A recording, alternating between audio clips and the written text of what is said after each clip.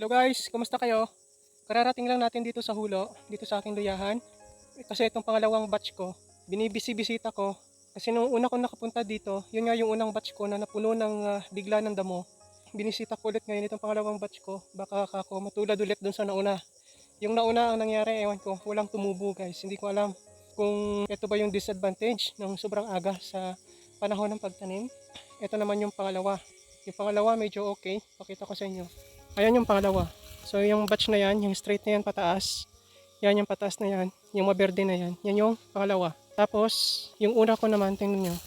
Yung una ko, ayun o, yung malinis na yon. Tapitan natin. So ito guys, yung pangalawa. Tingnan nyo, oh, nakakapagtaka. Walang gaanong tumubo. Ba't yan? Hindi ko alam. See guys. Oh, di ba? Hindi mo naman masasabing nasa binhi kasi yung binhi nito is bago naman yung binhi. Bunot pa yan eh, bagong bunot. Tapos yun nga, sabay hiwa agad. Tapos yan. Samantalang itong pangalawa ko, kahit madamo yan oh. See guys, makikita nyo kung gaano kaganda yung tubo niya. Di ba? Ayan. Tapos ito naman yung huling batch. Ayan oh.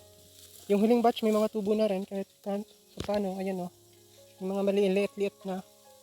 So yun lang guys. Hindi ko alam kung bakit ganun na nangyari.